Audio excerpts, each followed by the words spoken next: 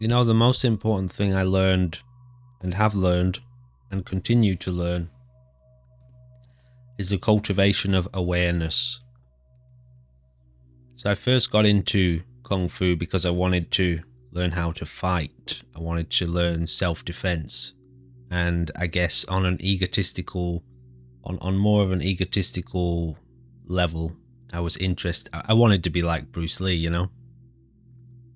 But because of the kind of Kung Fu that I got into, I learned very quickly that actually it's all about cultivation of awareness.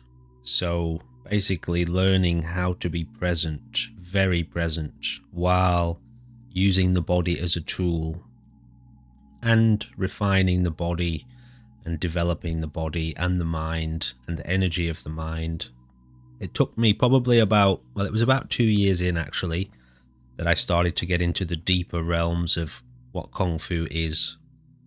So to answer your question, I appreciate most having learned about awareness and the nature of awareness. Do you practice any martial arts yourself? Oh, Tai Chi, very good. Do you still practice? What makes you so interested in spirituality?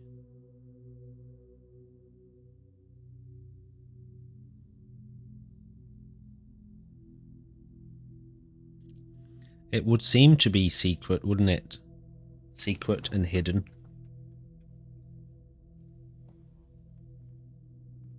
But it's not. But it's definitely covered up. It gets covered up. Secret in plain sight, yeah. Yeah, it's a weird one. In in some of the old stories that I looked into once upon a time,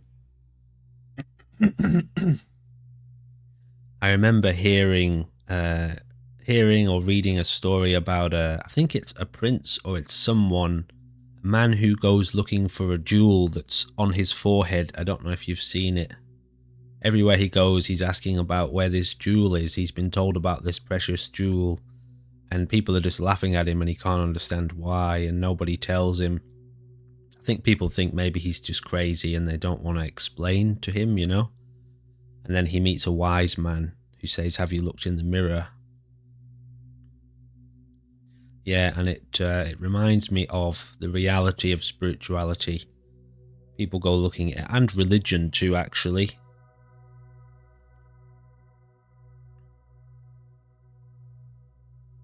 Yeah, people look in the wrong place, don't they? Or they look to the wrong... They seek a source outside of themselves.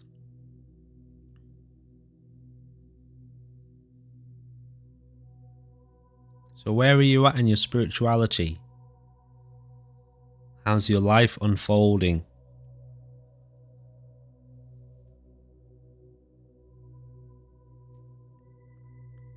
How's it going for you?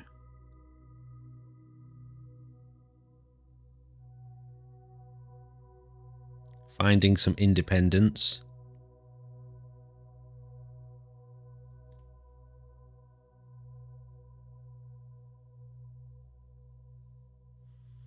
Oh, that's good. It sounds like you're on the right track. Isn't it? It is amazing, isn't it? To find the resource for transformation and healing within yourself. I haven't seen much of it. I saw the movie first. The Airbender, is it called? I think the movie. Talking about chakras, yeah. Yeah, somebody I met at a Buddhist monastery put me on to the cartoon, and I think I've seen a few episodes of it. But I remember there being kind of hints. Yeah, so you're opening yourself up. Well, as long as you know what you're doing, you're okay, you know. There's a process to all of that work. And as long as you know what you're doing, then you just stick with the process, keep working your way through it.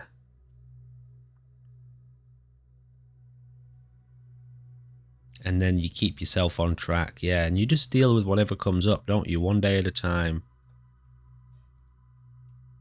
Yeah, you could say that. So are you working more with like a yoga system? Yoga, you know, the Hindu tradition is for the origin of the chakras, or at least that particular language. They use that language in other methods, other models, but it's more commonly, the most commonly known one is the Hindu yoga system. Energy centers in the body or in the mind. Oh, interesting. So what exactly do you do? Are you using visualization?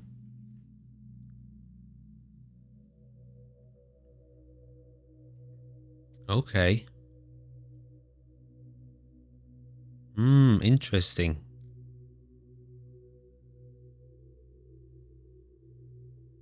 Oh, okay. And what's your aim in your practice? Do you have a goal? Do you have a destination to get to, an ultimate realization?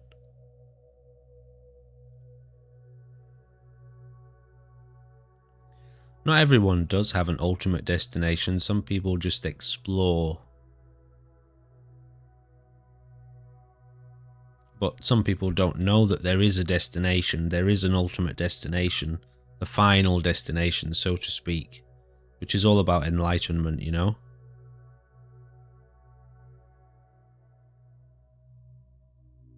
Interesting. Do you find you're capable of doing that now, or that's where you want to get to?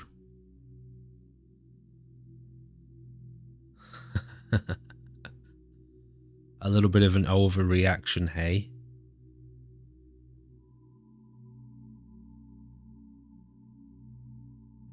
Good. Well, yeah, it's an unending process.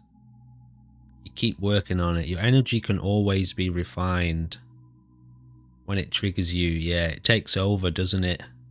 That's one thing about the ego, you know, you can be calm and still and centered, but when it rises up, if it's allowed to rise up, it totally dominates the situation. It's a nuclear bomb going off.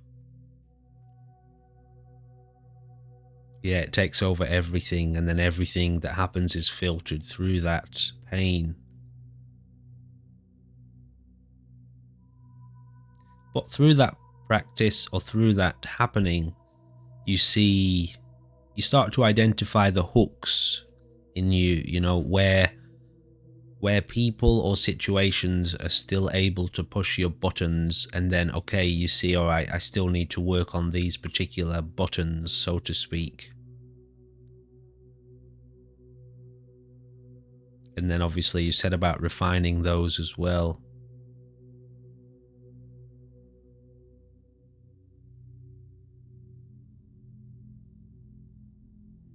Yeah, no worries.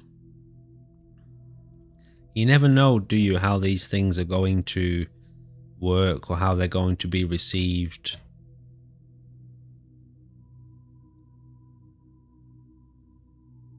Well, I know myself from my own exploration of gaming and Twitch and YouTube and stuff like that. If you don't have access to the balance, to the opposite side of that spectrum, you just fall into despair. You get overwhelmed. You end up consumed by anxiety and stress. And so, you know, to have a place within Twitch where you can be reminded to put Twitch down, basically. Yeah, it definitely has. To have a level of peace and confidence and comfort and contentment and happiness by yourself is the key. It's what you focus on in the beginning of your practice. And then some people never take this step. Some people just do this for themselves. But if you have the intention of wanting to help humanity, then eventually you have to be prepared to step into the arena of communication with others. And then a whole new realm of practice opens up at that point. So that's where I'm at now, beginning to open up to the world a little bit more.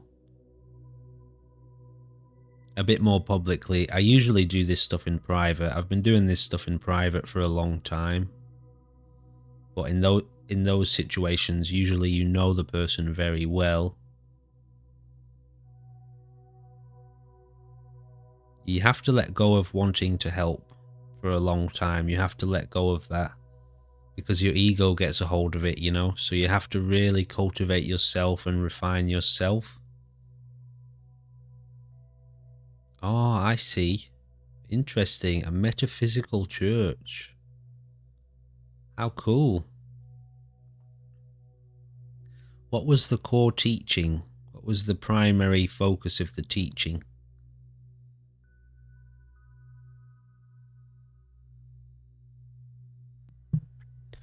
And how did you introduce that as an idea? So how do you align with your true self? Thoughts, words, and prayers. So you're trying to focus the mind inward in order to generate better experience for people, more connected experience. Stillness is very important. Stillness is the foundation. You have to start with that, otherwise you go off track. Yeah, well, that's why you start with stillness. You have to be able to make contact. If you can't, you just get entangled again in the world and inevitably confused. If you don't have access to the source, so to speak, then all you have is the branches, you know, the branches and the leaves. So you have to start with stillness.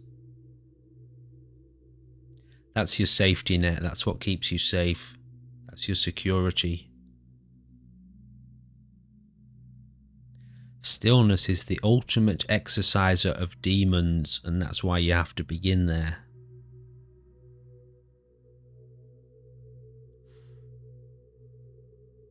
Yeah, in the face of all threat, danger, stillness is the answer. There are other answers, but stillness is the ultimate answer. If you can return back to love, loving kindness, and the expression of loving kindness, that too is powerful. But stillness has this funny way of reminding people, demons, as in not people, but, you know, the kind of toxic personalities that possess people. Stillness has a way of reminding them that they're not real. And obviously demons don't like to be reminded that they're not real, because they dissolve if they realize that they're not real. That's why when it comes to your own awakening, stillness is where you go, because if you have any elements of your personality still clinging, any elements of your ego still grasping, it's in stillness that they too will dissolve. And so that's why stillness is essential. In fact, you can't get away without it. You can't make true progress without it. Yeah, exactly. That's exactly what it is. And it will kill you if it can. It's that deluded and that destructive.